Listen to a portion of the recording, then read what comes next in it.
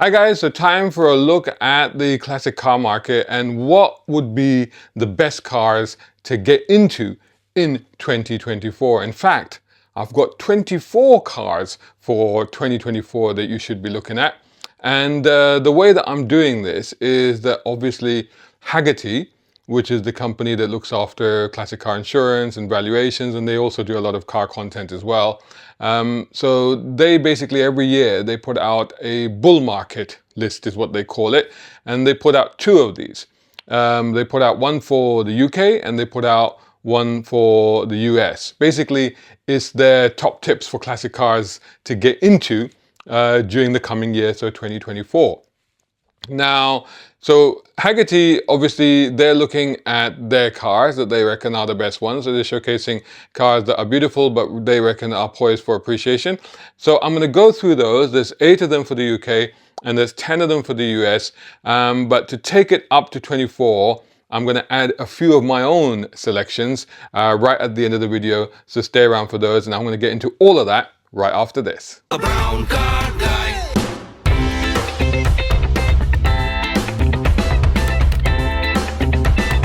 Brown car guy. Right, so let's start these and we'll begin with the UK list, the UK Hagerty Bull Market list, and that ranges from the brilliant 2011 Porsche 911 GT3 RS 4.0 to an Austin pedal car. Bit odd, right? But anyway, let's take a look and let's see what they're saying. So first on their list is the 1932 to 1940 Alvis Speed 20 and 25. Now, we're starting with that car. These are British pre-war sports cars that combine performance and handling, but the thing about them is they don't have the sort of hefty price tag of the sort of more exotic brands of that era. There were several body styles. They had a straight six engine and it's pretty much classic aesthetics and pretty visceral driving experience. Hagerty's sort of excellent value of a Speed 25 DHC is £81,000. That's about half the price of a Derby Bentley Tourer. So they say the Alvis offers, by comparison, better value compared to those sort of cars from that era. So the value of Alvis models, they're saying, have gone up from about £43,000 to nearly £57,000 in the last 12 months, a climb of about 32%. They say, look at something like a 1938 Alvis Speed 25 SC Drophead Coupe inline 6, 3.6 litre, 106 brake horsepower. A fair to concourse price is £52,000 to £99,000. So now we're moving on to the pedal car. A 1949 to 1971 Austin J40 pedal car.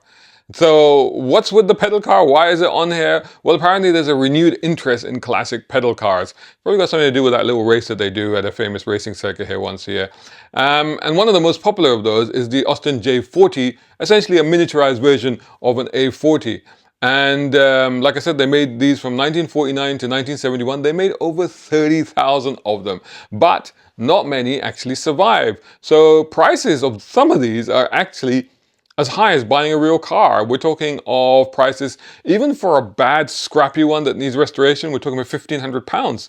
And then they go up to a staggering £10,000 for a Concourse Edition version. So let's get back to cars, and this one is a relatively modern car. It's a 1994 to 1997 Daimler 6. This was the X300 generation XJ and Daimler 6 models. And frankly, they were, I reckon, quite a bit better than the slightly awkward square headlight XJ40 that came before it and that replaced the XJ before that one. Now this one returned to the curves and the rounded headlights of that classic XJ6. I reckon it was a really handsome car. The handling had improved too over the XJ40, build quality was better, and the ride was still fantastic. I remember driving these and I would have one definitely, especially an XJR. I mean, that would be my choice, but Hagerty is actually recommending something like a 1995 Daimler 6. That's a straight 6 with a 4 litre, 237 brake horsepower, and quite reasonable values of £1,600 up to £12,500. Personally, like I said, I'm still going to recommend the late to mid 90s XJR. for under £7,000. Go for that one. The 1985 to 1991 Ford Escort RS Turbo. What a thing. This was the next step up from the hugely popular XR3Is of the day. You had to have those in white. But this one had Recaro seats, spotlights, body kit. It was very desirable, and apparently it still is. Probably more than it ever was, in fact. And let's be honest, if it was good enough for Princess Diana, I mean, she had one.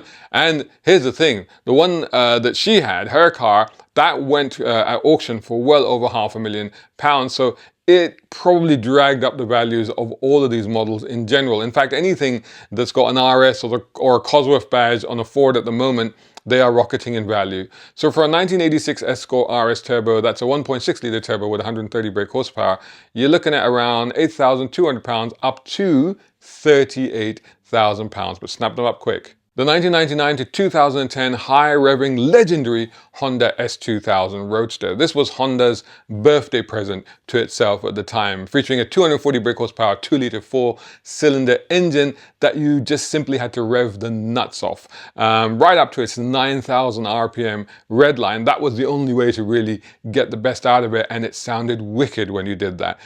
Definitely one of my favorite cars. I'd have one, and so should you. Hagerty say that a 2009 Honda 2000 can be had between £11,500 to £22,000, and they reckon that prices are rising somewhere in the region of, well, they saw it rise about 20% in 2023, so they anticipate further rises for 2024. So this is a rare bird, a 1969 to 1975 Maserati Indy, and it was kind of like a Ferrari Daytona rival in its day. Why Indy? Because the car actually celebrated 2 victories at the Indy 500, which Maserati won in 1939 and 1940. So this one had a quad-cam V8 powered with a 4.2 litre, putting out about 256 brake horsepower, though it then went up to a 4.7 litre in 1970, that was 286 brake horsepower, and then in 1972 went up to a 4.9 litre, and that had 316 brake horsepower. Now just over 1,000 of these were made. They're pretty good looking cars, and Hagerty reckons they are actually great value for money. Pre-pandemic values of these were actually as high as £80,000, but they appear to have dropped by just over £10,000 since then. So they reckon that prices are set to appreciate again. And they highlighted like a 1972 Indy 4700 model, ranging from about £39,000 up to £69,000. Next up, the newest car on the list, the 2011 Porsche 911. When I say list, I mean the UK bull market list. The 2011 Porsche 911 GT3 RS 4.0. That's the 997.2 edition, often as we talk about 911s. This is often regarded as peak 911. This car used a 4.0 version of the regular RS model's 3.8, so power was up to 493 brake horsepower, and it could do 0 to 62 in under 4 seconds and reach 193 miles per hour, and it had a manual gearbox. Only 600 were made, so it's rare. Not cheap though, because Hagerty says between £290,000 up to £560,000 for this one. Of course, in general, you can't really go wrong with 911s. The more higher spec, the better. Special editions, limited editions, those are the ones to go and look out for. The 1996 to 2003 TVR Cerbera is the final one on the UK bull market list. It's also my favorite TVR. It just looks gorgeous, and it's just perfectly proportioned to my eyes. Slightly cartoony, but just brilliant. It was really spectacular, proper British muscle car, great to drive, albeit one that was incredibly prone to falling apart and developing surprising new faults each and every day. And that was just during the week that we had one on test back in the day. Every day we would find a different fault with the car. It had TVR's own 4.5 litre V8 with 440 brake horsepower. That gives it plenty of grunt, and it makes a great noise. Values are creeping up. Hagerty says 3% up in the last 18 months. Values are now between £27,000 and over £41,000. Just make sure that you've got a friendly mechanic on your speed dial. Brown car guy. Right, so we're swiftly moving on to Hagerty's US bull market list. By the way, for this one, I'll be giving the prices in US dollars, as that's how the information has been released. And of course, I mean, this video is aimed at a global audience, so these cars can be anywhere in the world.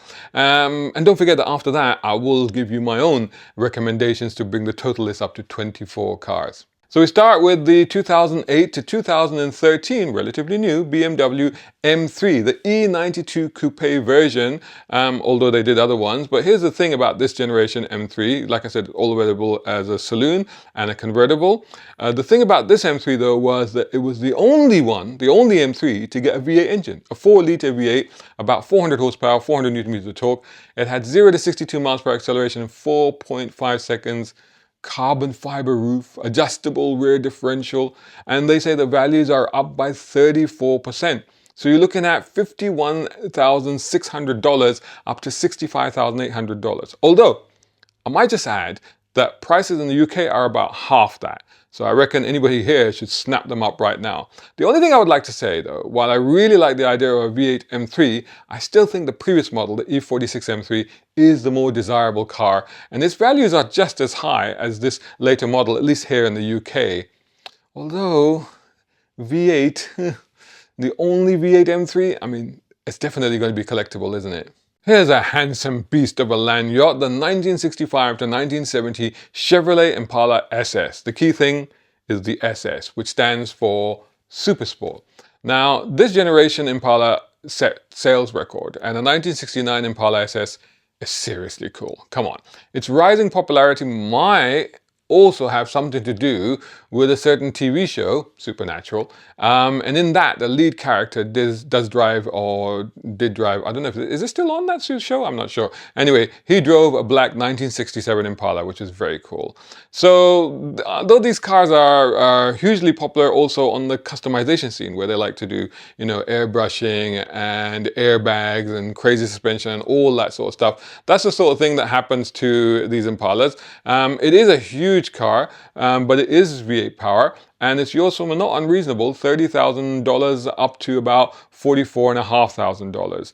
And because typical muscle cars like the Camaros, Mustangs, etc. are getting out of reach, it's well worth looking into alternative muscle like this. Now here's some vintage cool.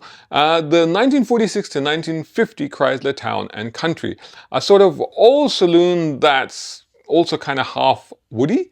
That wood paneling was actually a pass down from its 1941 predecessor, and it's certainly different, and collectors apparently are really liking them right now. So look at paying actually quite big money for these, between $81,400 up to $144,000. How about this? The 2011 to 2016 Ferrari FF. I remember taking this off-road into a wadi some years ago back in the UAE, and a local was coming the other way in an old Toyota Land Cruiser, and he just freaked out when he saw me. He saw me with the Ferrari on this road, and he thought I was lost, and he was like, no, turn around, go back to the road, you know. But the thing was, this wasn't just any Ferrari. It was a 4-seater Ferrari, but more than that, it was a 4-wheel drive Ferrari. So I'd just gone down there to get some sort of off-roady kind of photos and stuff like that.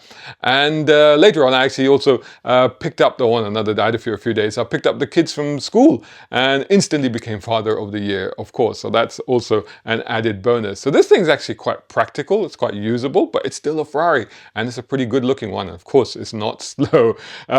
So these are at around $143,000 to $177,000, or about £100,000 to £120,000 here in the UK. How about some 60s Jetson style cool? The 1964 to 1966 Ford Thunderbird. Although, I've got to be honest, it's pretty sleek and it does look cool, but it's not as iconic as the classic mid-50s original Ford Thunderbird.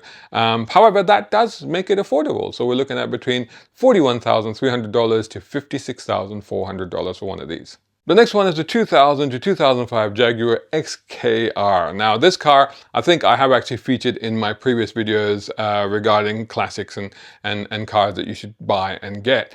And as I've said before, I really do think they're coming of age. I mean, they were gorgeous and sleek with this incredible fuselage type body, kind of reminiscent of the E-Type, which they were a spiritual successor to. That was when they came out. Then they kind of went off for a little bit, but now I think they're coming back. I saw one the other day on my local high road, and I was thinking, oh, yeah, that is a really sexy looking car again, you know. So, I mean, these are fun. I mean, they're British muscle cars. They're great Grand Tourers. I always love these. I love driving them, and I'd happily rock one. So they're definitely a classic now that we are, especially considering the fact that Jaguar don't make this type of car anymore. Even the F-Type is gone. Yeah, that was another one that was actually killed off in 2023. Another one of my favorite cars, but unfortunately I missed it off my video. If you saw my video about cars that we lost in 2023, unfortunately I missed that off there because quite frankly, I hadn't realized that they killed it, and I was quite upset when I realized that it's gone in 2023.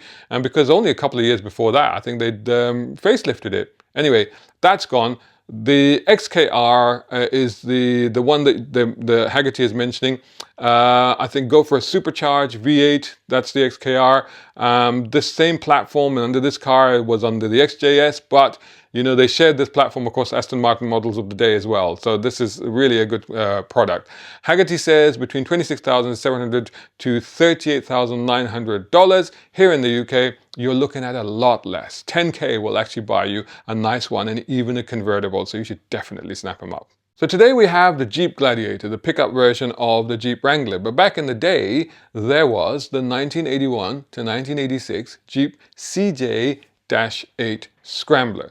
And this car is very cool right now. It's so cool that I probably shouldn't mention that former President Ronald Reagan used to have one. There's a picture to prove it. But it is appreciating, and it's appreciating apparently faster than the CJ7.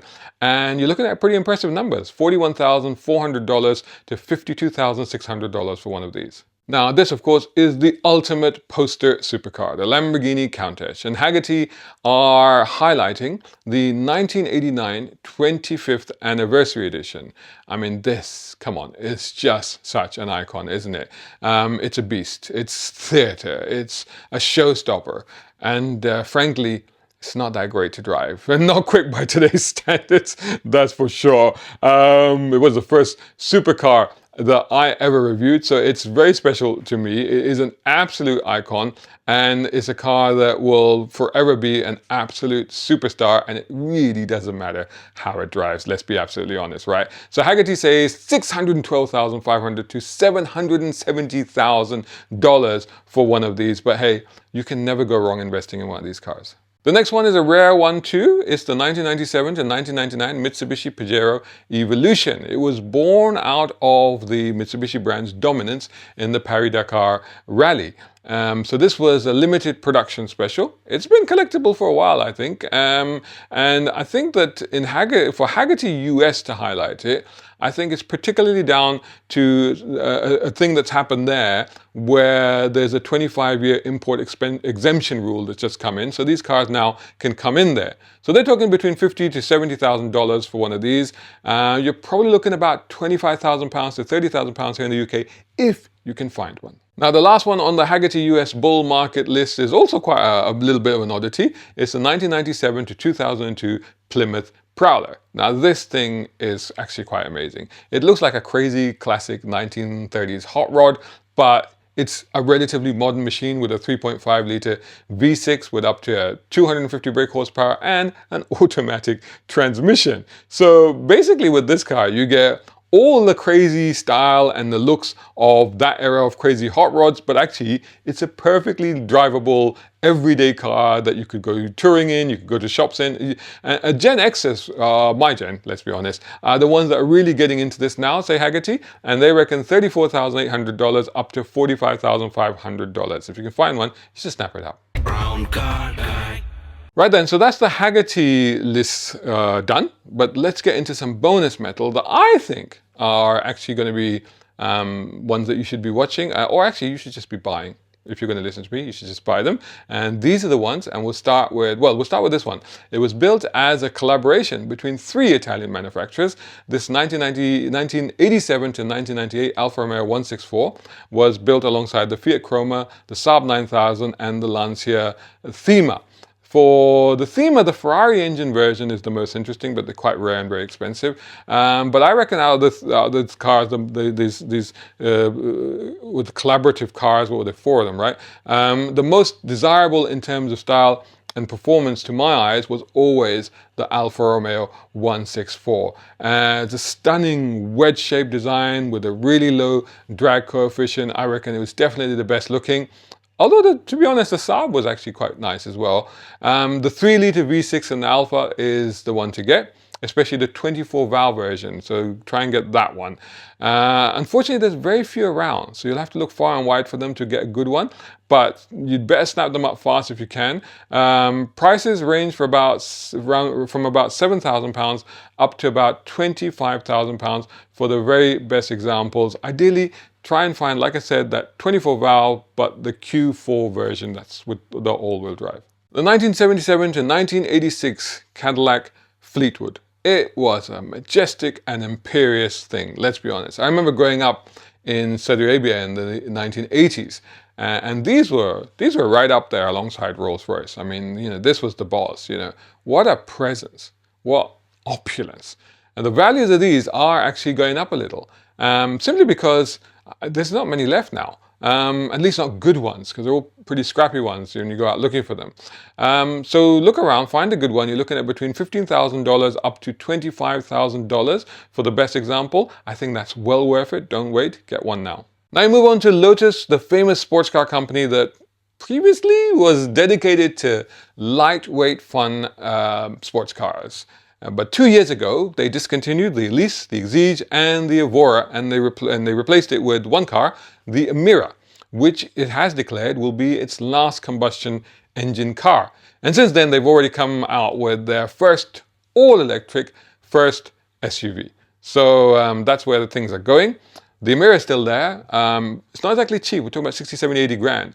Now, the Elise, which came out in 1996, is plentiful and relatively affordable, but not for long, I reckon. Now, all three of those cars, the Elise, the Exige, the Evora, I think that they all become collectible and cherished, and they'll be considered like the last real Lotuses in a sense. They're all brilliant and they're all fantastically fun to drive. But I think the Elise will really stand out because of a couple of reasons. It was the car that really sort of turned around Lotus's fortune. The first gen is a car that is already, the S1 is already seeing values lift for the best examples. But it's also a great fun car. So I reckon you buy any Elise and you'll have one of the best driving experiences that was available in the 21st century. And I say was because I think there'll be many cars to match it coming out in the near future. It is definitely one of my very, very favorite cars. I would have it in a heartbeat. And I think it's an appreciating asset. S1s, a lot of people go for, you can look at those from £15,000 to £30,000. And S2, you're talking about £15,000 to £35,000. And an S3, you're talking about £30,000 up to £55,000. Now, the original with the Rover engine, like I said, is much loved. But personally, I would recommend the Toyota engine 111R from about the late 2000s, I think, for about £30,000. Try to get one of those. So it almost pains me to say this, but the latest 2023 Mercedes C63 AMG is a turbocharged hybrid 4-cylinder motor. Yes, I mean, okay, it's a very powerful car. It can do 0 to 60 in under 3.5 seconds, but come on, no V8? I remember reviewing the W204 series Mercedes C-Class, the C63 AMG in the UAE. It's a full fat, naturally aspirated V8 built by AMG. In fact, this C63, that Gen S63, was re-engineered completely by AMG. So it wasn't just a bolt-on performance special. The front suspension, for example, was from the CLK63 Black series. It had quick, responsive steering, and they fitted it with traction control that could be fully turned off. And believe me, I did test that. 450 brake horsepower to start with, but I think the later 2011 onwards model, they got another 30 horsepower. So 480 we're talking about. And we're talking about 0 to 62 miles per hour in under 4 seconds. But more than that, thanks to its had a super smooth speed shift 7-speed transmission. This thing was a real Jekyll and Hyde kind of car because it was comfy and a calm executive cruiser 1 minute, and then you selected the sports modes and you turned off traction control and it just turned into a nutter hooligan machine. Plus it sounded absolutely epic. I love it. And can you believe that you can actually get these now for as little as £15,000? And even the slightly better, the 30 brake horsepower extra 2011 on models, we're still talking from under £20,000 up to about 30k for the best examples, and but 50k for the final edition 507 model, which had 507 brake horsepower and reduced weight.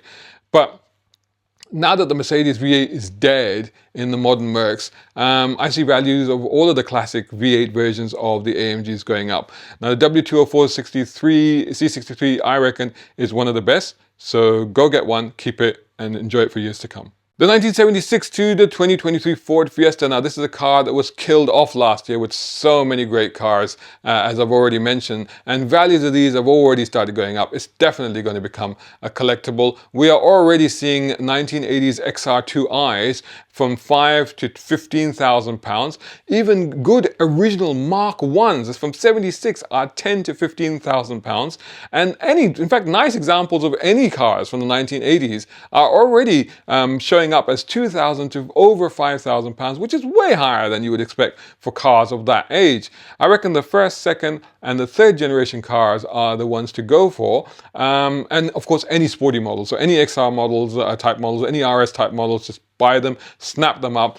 Best thing to do, especially for the older cars, buy the best ones you can buy, because restoring these cars right now is probably not feasible. So find the best kept examples you can and then just look after them. They are definitely going to go up in value. Right, so we come to the final car on the list, and it's another one that was killed off last year, the 2008 to 2023 Dodge Challenger. Particularly, we're talking SRT, Hellcat, and Demon. Now, I mean, like I said, we lost a lot of great cars in 2023, including the trio of awesomeness from Dodge and Chrysler. I mean, of course, the Chrysler 300C, particularly the SRT. I love that car. The Dodge Charger, again, SRT. Again, I love that car. Both of those are achingly painful losses to the true petrol head. But the one that probably hurts the most is this now iconic and legendary modern old school muscle car, Marvel, all action superhero of a thing, the Dodge Challenger SRT. Now, with these now not available new, and considering the fact that the sales of these things were still pretty buoyant right up to the end, there was still demand. There's still demand for them now. So I don't reckon that we're going to see much, if any, depreciation on these cars, particularly on the most desirable versions, like, as I mentioned, they want to be the SRT, but particularly the Hellcat and the Demon models, especially the Mental Demon, because that car is just utterly bonkers, and the wide body ones as well. Price-wise, you're looking at early SRTs from well under $30,000 up to about $50,000. But you want a Hellcat, that starts from $40,000, goes over $300,000 for the Red Eye edition, and for the Demon you're talking $120,000 up to, again, well over $300,000 for the very best examples. So I would say buy one of these, keep it safe. It will definitely be a future classic, and plus take it out every day and treat yourself to one hell of an epic burnout. Dodge Challenger Hellcat. This is a mighty machine. It makes me go old Shakespeare. Cry havoc! And let slip the dogs of war!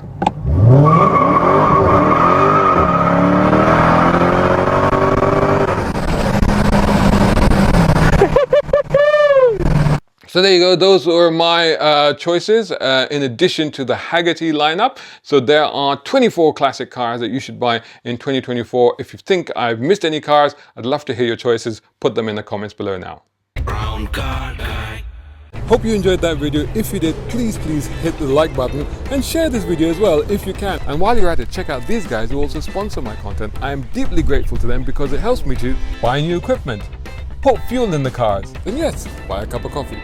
You can do the same. Just go here or right here on YouTube. Just hit these three little dots down here and click on thanks.